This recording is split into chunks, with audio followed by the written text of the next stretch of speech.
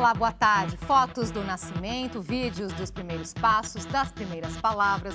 E assim os pais vão tornando pública a vida dos filhos nas redes sociais. Mas crianças e jovens estão cansados desse comportamento dos adultos e preferem manter a vida o mais offline possível. O registro dos primeiros dentinhos, de um sorriso, das brincadeiras. Tudo virava motivo para um clique, que logo ia parar nas redes sociais. Cristiane sempre gostou de compartilhar as fotos dos filhos quando eram pequenos.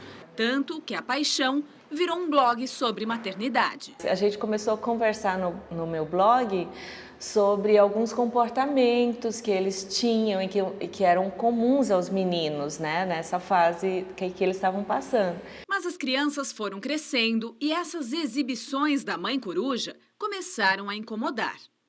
Expõe muito, sabe? Pesquisas mostram que a geração mais nova, chamada geração Z, tende a ser menos exibicionista que as anteriores. Isso não significa que crianças e adolescentes não sejam conectados. Pelo contrário, são e muito, mas preferem tecnologias que exponham menos a vida pessoal. A criança ela vai tendo contato com outros grupos, ela vai criando uma própria rede. E vai tendo a sua própria vidinha. Se os pais expõem tudo, ela tem alguma novidade para contar? É como se a vida não fosse dela. O compartilhamento de fotos de família torna ainda as crianças mais vulneráveis, deixando-as muitas vezes expostas ao bullying, o que pode atrapalhar o desenvolvimento psicológico. Precisa ter uma divisória entre o que é privado e o que é público. Quem que eu sou, o que é só meu, eu posso escolher para quem contar, o que contar. Por isso que eu acho muito saudável a criança estar reclamando, né? Ela está reclamando da sua individualidade. E para falar sobre a superexposição nas redes sociais, recebemos a advogada Caroline Teófilo, especialista em direito digital, e também a psicóloga Andréa Jota, do Núcleo de Pesquisas em Psicologia e Informática da PUC de São Paulo. Participe aqui da nossa conversa, você pode mandar suas perguntas e também comentários pelo Facebook e pelo Twitter. Os endereços estão na sua tela. Muito obrigada pela presença de vocês hoje. Obrigada pelo convite. Chamou muito a atenção da gente, acho que vale começar por aí, nessa reportagem, esse estudo aí mostrando que os filhos que estão incomodados com o comportamento dos pais, né? Me parece aí uma inversão de papéis, Sim. né?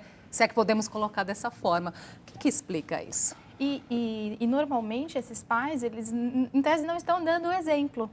E a tendência é exatamente os filhos começarem a fazer a mesma coisa no futuro e a serem expostos já desde criança. Eles já começam a vida deles na mídia social, no grupo do WhatsApp, na internet. O álbum de bebê tá público. André. Então, muitas vezes o que a gente começa a perceber aí é que assim, as crianças acabam sendo menos inocentes dessa exposição do que os próprios pais, né? Os próprios pais ainda têm esse comportamento muito inocente de que aquilo é muito parecido com o álbum que eles tinham guardado ali na sala ou com o álbum que eles estavam ali presencialmente, né? No face a face, que era uma coisa que eles mostravam para quem queriam. Essa exposição contínua na internet faz parte do crescimento dessa criança, ela faz parte da história dessa criança e da educação que você está dando então aí para esse filho, ou sobrinho, ou para quem você está expondo. E nesse sentido eu acho engraçado esses levantes das crianças que dizem, opa, eu sei o que eu quero, né? Eu gosto disso, eu não gosto daquilo. Até que ponto você vai respeitar o meu gostar, o meu querer, a minha vida e a minha imagem? Né? Mas agora, ao contrário, parece que os pais se preocupam, né? De olhar ao que os filhos estão fazendo na internet, né? E aí não tem essa autocrítica, então, por outro lado? É porque eu acho que há um tempo atrás eles evitavam a tecnologia, a internet, até por medo de como que a gente vai lidar com isso, é algo novo. E aí eles começaram a utilizar e estão utilizando assim, de uma maneira que talvez está expondo demais uma criança que não quer, que já nasceu nessa era digital. Eles já nasceram nessa era digital. Muitas escolas têm isso, eles aprendem isso com os amigos, com a família. Então, a partir do momento que você começa a lidar com algo que você nunca teve, a tecnologia é nova para determinadas gerações. E eles não aprenderam. Então, esse é o grande descompasso, né? Acaba gerando um exagero. esse exagero também aconteceu nas crianças e nos adolescentes há um tempo atrás. Hoje que eles estão mais contidos, estão começando opa, peraí, não é bem isso que eu quero agora. E o que é esse exagero, né, como a Caroline colocou, então, André? Qual que é o limite, características ali, esse pai e essa mãe dificilmente vão sofrer um bullying ou vão sofrer alguma gozação do coleguinha do lado em relação às coisas que são feitas para eles. Por quê? Porque são outras gerações. A geração atual, ela tem como hábito essa brincadeira, essa gozação e essa meio que perversidade virtual. Então, tem que se tomar cuidado com isso, até para ensinar seu filho a não ser perverso virtualmente. Então, não é porque uma mãe expôs uma outra criança que você tem que ir ali tirar um sarro, gozar, expor. Existem comportamentos que têm que ser educados, que fazem parte ali, então, desse ser humano que a gente está criando. Quer dizer, eles mesmos estão dizendo, olha, na minha geração é difícil conviver com o meu vômito de criança. É difícil conviver com essa foto de eu regurgitando ou de eu tomando banho. É difícil porque meus coleguinhas tiram sarro. Eles estão sofrendo as consequências dessa exposição. Tão, que tão consequências? prematura. Essa questão do bullying, né? Como a Andrea O bullying, uma das porque é o que acontece muito na escola, no próprio grupo, às vezes do WhatsApp, que tem lá o grupo dos pais, da escola, da família, e daí uma mãe coloca de um filho, o pai de outro filho, e as pessoas começam a comentar. O bullying afeta, né, extremamente o psicológico da criança no crescer. no De repente, se ela aceita que aquilo é realmente dela, se ela aceita que aquela característica que, de certa forma, estão colocando nela é dela e aquilo pode afetar a autoestima. Quer dizer, mais tarde pode ser que ela ainda se remeta àquela sensação de que ela teve, aquela vergonha que ela teve nesses primeiros momentos. Mas acho que além da questão do bullying, que é uma coisa que, graças a Deus, está mais exposta, a gente consegue falar mais sobre isso. Então, essas crianças, quando sofrem, conseguem pedir ajuda e a gente consegue acolher e olhar para isso. Tem que se pensar nessas questões do quanto isso fica difícil quando você não tem aberto, então, esse diálogo entre a mãe e o filho. Então, enquanto essas crianças ou esses educadores que estão ali presentes nessa relação não abrem espaço, então, para essa criança ter esse espaço de dizer, não, aqui eu não quero, aqui eu não gosto, aqui não é legal.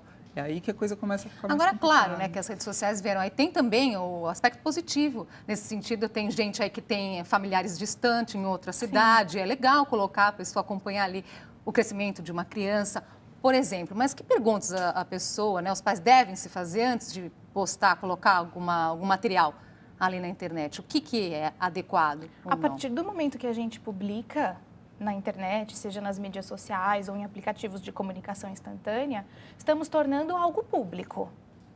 Aí, talvez essa dimensão seja um pouco difícil, mas é isso. Essa imagem ela pode ser copiada, ela pode ser compartilhada, as pessoas podem dar print de tela e daí ela pode ser mal utilizada, pode ser utilizada por pessoas mal intencionadas. Então, o que você tem que pensar? Eu compartilharia essa foto com o mundo todo? Vale a pena? É uma e é foto... assim mesmo, né? Tem que pensar com o mundo todo, né? Com o mundo todo. Eu colocaria essa imagem para o mundo todo ver? Bom, eu colocaria, porque acabou o limite, né? Não temos mais fronteira. É a mesma coisa na conversa. Eu falaria isso para essa pessoa cara a cara? Se eu falaria, eu publicaria essa foto para o mundo inteiro? Então, acho que é um pouco de analisar. Nesse sentido, vale também entender as outras pessoas que estão na foto. Às vezes você não está sozinho na foto. Então, não é só eu colocaria essa foto. Eu colocaria essa foto. Olha, eu vou colocar essa foto, posso? Porque você está nela também. Tem outras pessoas ali no contexto, elas não se dão conta disso. É uma questão do respeito à imagem do outro. A imagem da criança ou a imagem da pessoa que está atrás. Olha, eu vou colocar... Tudo bem para você?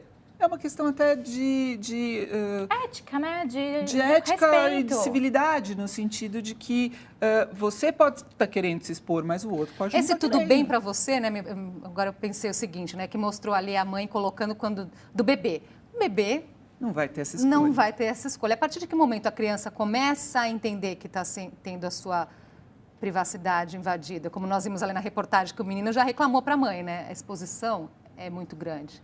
A partir do momento que ela começa a saber dizer eu quero ou não quero. Dizer, nessa formação desse indivíduo, quando ele começa a saber dizer, ah, não, eu gosto dessa comida, eu não gosto dessa comida, eu gosto... Tem coisas que são importantes. Ah, eu não gosto de jiló, mas você tem que comer jiló porque é importante para o seu crescimento. Ah, eu não gosto dessa foto. Isso é importante para o crescimento dele? Postar ou não aquela foto? Será que não era melhor para essa relação se você postasse uma foto que ele gosta? Né? Como você constrói a partir daí essa relação entre mãe e filho, entre educador, entre filho, dentro da virtualidade, porque isso é uma coisa que vai acompanhar a vida dessa criança e desse adulto para o resto da vida. A gente não sabe quando que a internet vai acabar e a gente acha que ela não vai acabar. Não vai acabar. Então... E, na verdade, também, a partir do momento que você constrói essa relação, desde muito pequeno, da criança poder escolher o que ela quer, o que ela não quer, num futuro, se ela tiver algum problema naquele mesmo canal, naquele mesmo meio digital, ela vai vir contar para você. Ela vai deixar você olhar e perguntar, olha, tudo bem eu acessar esse site, tudo bem entrar nessa mídia social, isso é ok, o que você acha? Eu adiciono essa pessoa, eu não adiciono? É um contato, exatamente. Essa relação física, presencial é muito importante. O Taylor Plátero, que está participando da nossa conversa, ele diz o seguinte: eu percebo que as pessoas não enxergam que as redes sociais são mundiais e que todos podem ver, né, Carolina? As pessoas não têm essa consciência. Outra coisa que você falou aqui, que uma vez que colocou, vai ficar lá, não adianta depois, eu vou apagar. Não. Vai saber onde foi parar, né? Dá para dar um exemplo nesse sentido? Onde é que pode parar? Porque não apaga mais, né? Não apaga, por exemplo. Quer dizer, apaga ali do seu arquivo, mas não pode ter ficar, tomado uma dimensão. de repente, com o provedor de aplicação que isso para o qual você levou. Por exemplo, se eu publiquei uma foto em uma mídia social, esse provedor ele pode manter aquele arquivo por um período. Ou, se não, essa foto pode ser compartilhada com outras pessoas, pode ser curtida por outras pessoas, as pessoas podem dar print de tela, é imensurável, só que é muito difícil você retirar uma imagem. É muito difícil você retirar uma imagem que é publicada. Fora que, muitas vezes, essas fotos que têm uma exposição excessiva da intimidade da criança, elas depois são encontradas em fóruns de pessoas mal intencionadas. Eu acho que as questões que a gente vem colocando desde muito cedo... É uma outra coisa que os pais devem ter em consideração. Porque, por mais assim que vá naquela ingenuidade, que foto bonitinha, que momento especial... Mas, do outro lado, lá pode ter muita gente mal intencionada, né? A inocência do compartilhamento. Vale também a inocência do compartilhamento. Se uma criança sumiu, quando você for colocar uma foto para que aquela criança seja achada, você não vai escolher a foto dela de calcinha. Você vai escolher a foto dela de vestidinho, do aniversário. Então, tal que a pessoa sumiu, ajudem, compartilhem. E aí você tem 8 mil visualizações. Acabou, aquela foto foi para o público, é público. Então, tomar cuidado com aquilo que você compartilha, mesmo na boa intenção. Porque, às vezes, por trás do primeiro post, não era uma boa intenção que vinha. Então, tudo em rede social tem que ser visto do ponto de vista, dá uma desconfiada, dá uma checada, dá uma olhada se aquela pessoa já não foi achada, se aquele telefone que tem aí, se não é vírus. É não acreditar em tudo, né? Que na tá internet, ali, principalmente. Tem que ficar com os olhos bem abertos. Tem mais participação aqui, o Cláudio Laureati, via Twitter. Ele pergunta, em caso de pais separados, quais são os limites? Isto é, até que ponto, né, a pessoa pode processar, um pode processar o outro? Existem situações específicas? Ele deve estar incomodado com alguma coisa aqui. Caroline. Dependendo do que acontecer, por exemplo, dependendo do que essa imagem gerar, se essa superexposição acabar gerando alguma coisa de ruim, algo ilícito, até mesmo o excesso, né, de intimidade, um dos pais pode perder a guarda da criança, pode ser responsabilizado por negligência parental. Vai depender muito da destinação daquela imagem, porque assim, o fato de você tirar a foto não é um problema. O problema é você compartilhar aquela foto. E pior ainda é você compartilhar aquela foto expondo a pessoa, seja ela criança, adolescente, ao ridículo, a algo vexatório, a um eventual uso mal intencionado. Aí, essa destinação, sim, pode gerar um prejuízo para esse pai, que pode vir a perder a guarda, pode ser responsabilizado por negligência. Nossas leis já dizem algo nesse sentido? Já. Até mesmo, não sei se a adequação do Estatuto da Criança e do Adolescente já tem nessa questão aí dessa invasão? Sim, o artigo 17 e 18 do ECA, eles preservam a imagem e a privacidade da criança. Isso já é garantido pela Constituição e o ECA veio a fortalecer. Então, isso já tem na nossa legislação, a própria Constituição, o Código Civil, responsabilizam o mau uso de uma imagem que venha prejudicar aquela pessoa. Por exemplo, publiquei uma foto, nela não tinha nada, mas de repente eu fiz um comentário pejorativo, eu modifiquei aquela foto. E aí, no caso de pais separados, principalmente, existe a intenção de que essa criança seja criada junto. Até os 18 anos, essa criança não pode sair do país sem autorização de um pai. Então, se ela não pode ser, né, levada, trazida, se ela não pode, às vezes, mudar de escola, às vezes existem contratos que foram feitos ali entre aquele casal, na criação daquela criança, que também deveriam englobar o virtual. Quer dizer, você vai colocar ali a partir do momento que o outro par ali na educação daquela criança está aceitando e está achando também que aquilo é devido. Se aquela pessoa não acha devida, conversa com ela primeiro, são dois adultos ali conversando, para depois isso passar para a criança. Né? Essa mistura entre a relação a dois e a relação da família, às vezes confunde um pouco as coisas. O Roberto Montanari, ele faz uma pergunta aqui interessante, né? Ele pergunta como vocês enxergam essa reação dos filhos de reclamarem. Só voltando aqui, né, para quem não viu o comecinho do programa, nós começamos dizendo que tem muitos jovens e crianças aí incomodados com o comportamento dos pais que colocam lá a vida toda dos filhos nas redes sociais. Então, ele pergunta aí justamente isso, né? É um bom passo aí os filhos, né, encararem os pais nesse sentido e reclamarem da posição deles? Eu acho que é um crescimento dessa geração que já nasceu dentro da virtualidade, que está dizendo, oi, né? Eu existo, eu estou aqui e eu quero cuidar da minha imagem dentro da virtualidade, eu quero cuidar desses comportamentos e eu quero expor ou não aquilo que eu... Mas, de novo, isso não chega a ser ainda, pelo menos, uma questão muito grave, né? Eu acho que, assim, a gravidade está se você não tiver a comunicação. Se a criança fala, não quero que poste, o pai ainda vai lá e posta, aí você está fechando um canal de comunicação. Mais tarde, você não vai poder exigir dessa criança, quando ela for um adolescente ou um adulto jovem, que ela se expõe demais. Você deu o exemplo, você colocou ela ali. Então, este canal de comunicação aberto, quando fechado, é muito mais prejudicial do que, de repente, uma imagem que pode ser vista, às vezes até como uma gozação, uma brincadeira. Na virtualidade existe muito isso. A gente pode transformar uma coisa que às vezes pode ter sido sentida como muito pesada, numa coisa um pouco mais leve, numa brincadeira, e deixar passar, mas entender que aquela situação existiu e que ela tinha que ter sido respeitada e que aquela pessoa tinha que ter sido, no mínimo, comunicada e ouvida ali dentro daquela relação. Vamos fazer uma pausinha aqui na nossa conversa. A gente volta já, continua aqui participando. Os endereços vão aparecer novamente.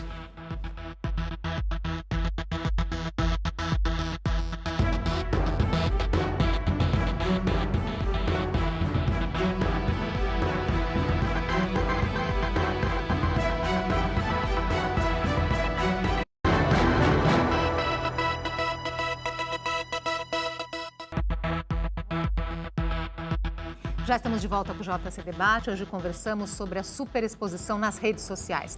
Recebemos a advogada Caroline Teófilo, especialista em Direito Digital, e a psicóloga Andréa Jota, do Núcleo de Pesquisas em Psicologia e Informática da PUC de São Paulo.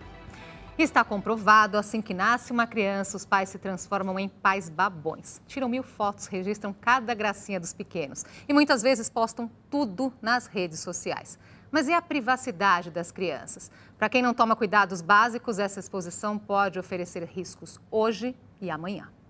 Thaís já perdeu a conta de quantas fotos tirou da bebê, mas evita expor a imagem da pequena na internet. Eu posto de vez em quando, porque eu tenho amigos e familiares que moram em outro estado. Então, eles me acabam cobrando. Especialistas em segurança dão as dicas. Evite publicar a fofura dos filhos tomando banho ou com pouca roupa, para não atrair olhares maliciosos. O uniforme da escola, trabalho dos pais? Cuidado! Há criminosos de olho na rotina de possíveis vítimas. Situações embaraçosas? podem virar bullying virtual. E se você não resiste a compartilhar as aventuras dos pequenos, pelo menos mude as configurações de privacidade para que só a família e os amigos próximos possam visualizar as fotos. E você escolhe, quando você vai publicar uma imagem, por exemplo, você escolhe para quem você quer que essa imagem seja liberada. Mas o abalo na privacidade que a publicação de fotos causa não para no presente. Pode acompanhá-los por muito tempo. Futuros amigos, namorados, patrões, empresas poderão ter acesso a informações que nem todo mundo gostaria que se tornassem públicas. Um motivo a mais para que pais e familiares controlem o impulso de expor os pequenos na rede. A Thaís já pensou nisso. Penso muito no que ela vai pensar lá na frente, né? A gente não sabe como vai ser o futuro. Algumas redes sociais permitem que você peça a exclusão da foto. Principalmente, eles agem de uma maneira muito rápida quando é imagem de criança. Você pode entrar com uma ação judicial e, se for comercial, você pode até pedir indenização. Vocês, assim, tocaram nesse assunto um pouquinho de leve no primeiro bloco. Gostaria de falar um pouquinho mais sobre isso, né? A reportagem chama aí a atenção sobre o uso, né, que terceiros podem fazer dessas imagens que vão parar na internet. Exato. Ele comentou ali da questão da indenização, de você pleitear, e realmente o próprio Estatuto da Criança, ele diz que quem compartilha, armazena, grava mesmo, tira fotos, fotografa, imagens de crianças e de adolescentes em situações de pornografia, exposição sexual, tudo isso já está previsto e é sim considerado crime pela nossa legislação. E não somente no âmbito criminal, a gente também pode pensar no lado civil, que é a própria indenização. O uso indevido daquela imagem ou de uma maneira que desabone a própria criança ou adolescente pode sim vir a ser objeto de indenização. Pode ser pleiteado na justiça. Nesse sentido, tem que tomar cuidado mesmo, não tem como. A gente está falando o tempo inteiro, isso é do público. A amplitude de um curtir, às vezes, chega muito mais longe do que você possa imaginar. Um compartilhar, então, às vezes, chega a 5, 6 vezes amigos de amigos que você nem tem ideia de quem sejam, de onde estão.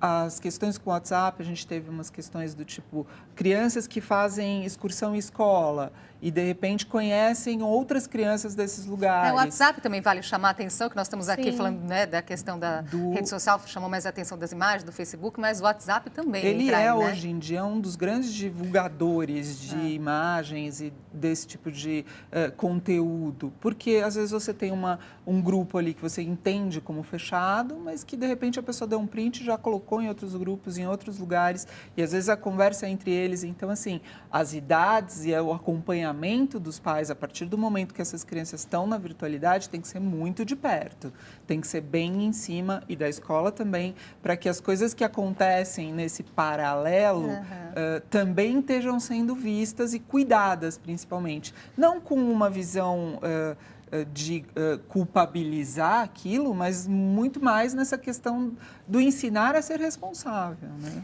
Galba Iglesias, via Facebook, pergunta: qual a idade ideal para a criança ter a sua própria conta em rede social? Isso é um ótimo ponto, porque os pais precisam estar atentos aos termos de uso, tanto das mídias sociais como de qualquer aplicativo, jogo, aplicativo de comunicação, WhatsApp, Telegram, enfim. Essas redes, né, esses serviços, eles trazem termos de uso que limitam a idade. Do WhatsApp, por exemplo, a 16 anos. Facebook... Imagina, 16 anos. 16 anos. Daí a gente pensa aquele grupo da família com crianças de 7 anos, 13 anos, enfim, várias idades que se misturam, e é importante ressaltar que todos no grupo do WhatsApp são responsáveis. São responsáveis por garantir que as leis ali sejam cumpridas. Então, e aí cabe mesmo os pais, né? A consciência dos pais, porque não existe uma fiscalização nesse sentido, né? Não. Assim, cabe a todos que estão ali naquele grupo, naquele ambiente, fiscalizarem e estarem atentos. Que existem crianças ali, que existem assuntos que não devem ser tratados naquele ambiente. O Mike Ribeiro, Américo, ele pergunta o seguinte, né? Essa questão aí de usar... Se as pessoas estão usando... Deixa eu dar uma resumida aqui. As pessoas estão usando a internet como uma extensão de suas emoções. Estamos mais narcisistas? André? A internet é um diário, né? É um diário, mas a questão da extensão ela é complementar, não existe essa separação. Acho que hoje em dia a gente nem fala mais sobre essa separação. A vida, principalmente nos grandes centros, ela comporta uma vida virtual e uma vida presencial, no face a face. Quer dizer, as pessoas deviam entender que aquilo que elas colocam ali é parte e reflexo delas mesmas. O ser humano é o mesmo. O ser humano que está aqui por trás, e às vezes você olha os seus comportamentos ali, se você for, né, nessa sessão Remember, que o Facebook anda fazendo, você olha e fala, nossa, como eu pude falar isto, como eu pude fazer isto há 5 anos atrás. É sempre essa brincadeira de autoconhecimento. Sim, foi você. O Facebook não fez aquilo por você, ele não tirou aquela foto por você, ele não expôs você daquela maneira. Quer dizer, foi você ou alguém das suas relações que fez aquilo. Se a gente pensa nisso como adulto, eu fico imaginando uma criança que, de repente, tinha 8, 9 e hoje tem 10, 12. Quer dizer, como puderam fazer isto, né? Como puderam falar comigo desta maneira ou fazer isso comigo. Nós estamos chegando ao final do programa, então eu queria que vocês dessem aí um recado final, né, para as pessoas que estão nos assistindo. Eu vou deixar como dica aqui também, Caroline, vocês trabalham lá no escritório nessa questão da segurança digital. Isso. E essa cartilha aqui traz várias dicas importantes, né, nesse sentido. Sim, nós temos uma ONG, que é o Start, e nessa cartilha vocês até podem fazer o download dela na internet, está disponível, vai aparecer o link. Contém dicas de proteção de senha, cuidados com a imagem. Só te interrompendo, é esse endereço aí, né? familiamaissegura.com.br, aí as pessoas conseguem baixar. Isso, conseguem baixar. Cuidados com o download mesmo de software, com quem a gente adiciona nas redes sociais, o que a gente fala muito da nossa rotina, como que isso deve ser. Ela é bem didática, tem também um checklist de vários pontos de atenção. Então, baixem, leiam, passem para os filhos, compartilhem. Isso pode compartilhar. Tá certo. Andréa? Eu acho que é isso mesmo. Acho que essa questão da virtualidade, ela entrou com muita força, a gente se assustou e hoje o que a gente vê é uma autorregulamentação. Às vezes os pequenininhos que já nasceram com ela, tentando ensinar para a gente como é que se faz isso. Me lembra um pouco a questão da reciclagem, né? Que assim, nas gerações passadas não tinham essa educação e os filhos é que ensinam os pais hoje, né? Hoje em dia. Então, escutá-los é muito importante e sempre manter esse diálogo aberto. Acho que é o mais importante de tudo. Eu agradeço muito a presença de vocês aqui hoje com a gente, essas dicas tão importantes. Até uma próxima oportunidade. Obrigada. A vocês. E o JC Debate fica por aqui. Inscreva-se lá em nosso canal no YouTube. Estão todos os nossos programas anteriores. O endereço é youtube.com/jornalismo TV Cultura. E nós voltamos amanhã, 12:30. Uma ótima tarde para você e muito obrigada pela sua companhia. Até lá.